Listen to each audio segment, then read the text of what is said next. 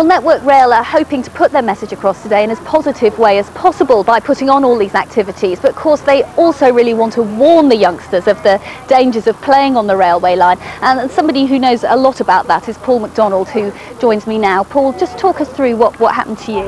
Well, I was 12 and I was messing around on the train. I tried to jump back on it whilst it was moving, and I fell underneath it and lost my right arm. I just used to do it just for the fun of it, really. I didn't think anything would happen to me. And why do you think it is such a problem in this area? I'd say really it's not a lot of things to do that doesn't cost money. A lot of council estates built alongside the train tracks.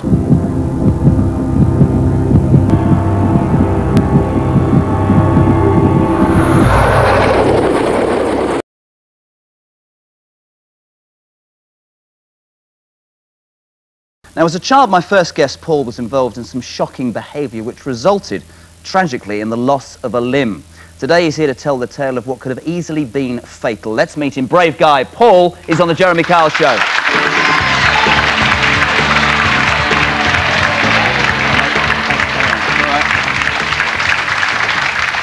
Thanks for coming on. This part of the show is almost by way of warning, because the story that you're going to tell us, this sort of behaviour is going on today, and we'll talk later about how you're behind a campaign to try and make it aware, make parents aware. Take us back to July the 13th, 1995. July the 13th, 95, I was messing around as a kid on the trains and the tracks. I decided to get back on the train when I was leaving the platform that day. I jumped back on it and got dragged underneath the train, and I lost my right arm, and sort of just had my head smashed open several times, and was sort of through messing around, really. Let's talk about kids, and I'm just trying to, for parents watching this, we've got some quite shocking CCTV footage to show in a while. This is still going on. What was the buzz? How old were you? How did you get into jumping past trains and hanging around train tracks? It was a thing I'd done from about the age of 10, really. I mean, I watched like a lot of the older lads around my area sort of go down the train station and hang around, and we all just used to do it as a hobby, really, and a buzz as well out of it. That particular day, you had a rucksack, and it saved your life. You were dragged 100 metres under the train. The most extraordinary thing, you think about pain and you think about tragedy. You didn't realise for several minutes that you'd actually lost an arm.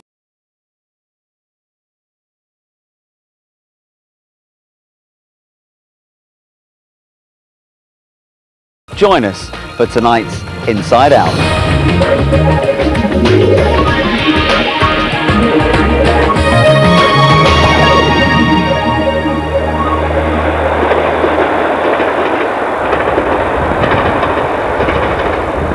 This is the Chapel Viaduct in the Essex-Colne Valley. It's the longest rail bridge in East Anglia and carries the branch line between Sudbury and Marks Tey. Now, just a while ago, we saw some kids playing on the line up there. It's a growing problem everywhere, but they're not just causing train delays, they're dicing with death.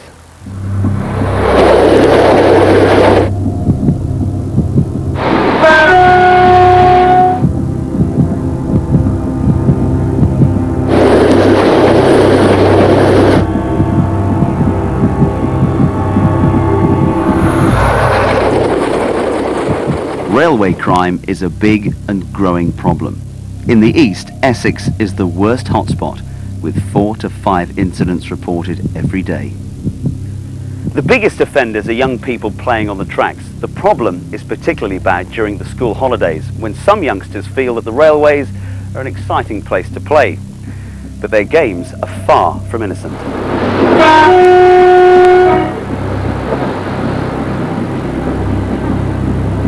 These trains, certain areas that we run, can run up to 100 miles an hour. That is very fast.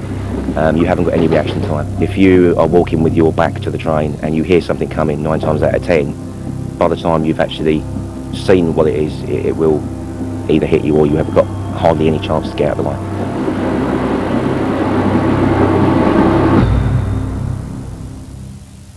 I've had stones thrown at my cabs, I've had bricks thrown at the train, I've had objects placed on the track, I've had shopping trolleys put in front of my train.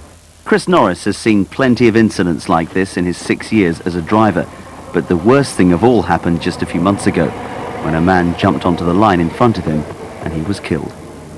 It's very quick because you don't get a chance to react. You go on autopilot. You feel very nervous, very emotional. It takes you a while to realise obviously what's happened, because you are in a state, you go into a state of shock after it's happened. After you've completed your duties and done everything you need to do, you go into a state of shock. The train companies provide counselling help for staff after incidents like this, but it's not uncommon for some drivers to retire because they can't cope with the stress. Sounds similar to yesterday. This is the Scarecrow team on patrol in Southend. Their job is to catch people committing crime on the lines, a problem which costs the industry more than £150 million every year. They don't seem to realise it might be a big fun and game to them. They can stand on a bridge and throw a great brick at a train, it's all good fun, but I don't think they seem to realise what they're doing, and they're putting the train at risk, they're risking the train of derailment, they're risking a lot of people's lives in doing what they're doing, and they've got to stop this. Every now and again it does get to me. I have some days I cannot think about it, and other days I could be sitting there all day thinking about it, really. I suffer from sort of depression from it, and it's really, I just try not to let it get to me, really. But my message is really to all youngsters that are thinking or even messing around on the trains or the tracks, just don't bother, really, because it ain't worth it. It seems there's no end to what people will do, from sticking large objects in front of trains to throwing flares on the lines, all potentially lethal. As a child, Paul MacDonald saw the railways as an exciting place to play. He and his mates would jump onto moving trains, but one day the games went horribly wrong. Yeah, it's about 10 years ago. I was 12 and I was messing around on the trains and the tracks just for the fun of it, really. I used to sort of like wait till the train was about to leave and try and jump on the side of the train and hang on to the doors, and between me and friends we used to run across the tracks and stuff when just before the trains had come and after they'd left. One day I went a step too far and I tried to jump in between the carriages of the train, the step that joins them together, and I missed my footing and got pulled underneath the train and was dragged along underneath the train for about 20 yards. I had a backpack on and it was caught within the wheels of the train. I had injuries to my head and my arm. It was just pure shock. All I could see was blood, red blood. Everything was a red haze. Where there was blood all over my eyes and my face, everywhere was just red. Where I was actually dragged underneath the train, my backpack was caught in the wheels and it actually twisted into my right arm and pulled it off. The way I look at it is, it's happened. I'm still alive. It could have been a lot worse, and I certainly won't recommend anyone else going and doing it. Brighton's Juice. A 26-year-old from West Worthing has been recognised for his business achievements in the face of adversity this week. Paul MacDonald lost an arm at the age of 12 playing on a railway line. He won a Barclays Trading Place Award for being a business hero, running a successful music and events company and organising Battle of the Bands competitions.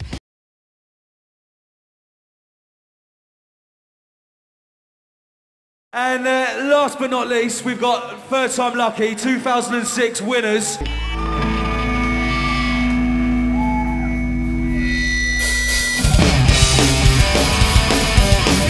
This is the Battle of the Bands Grand Final, Worthing style. We now have Bleed Again. Give a round of applause.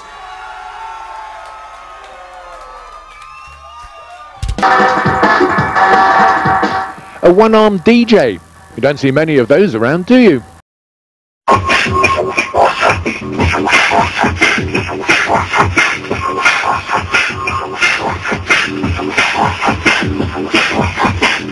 That's a funny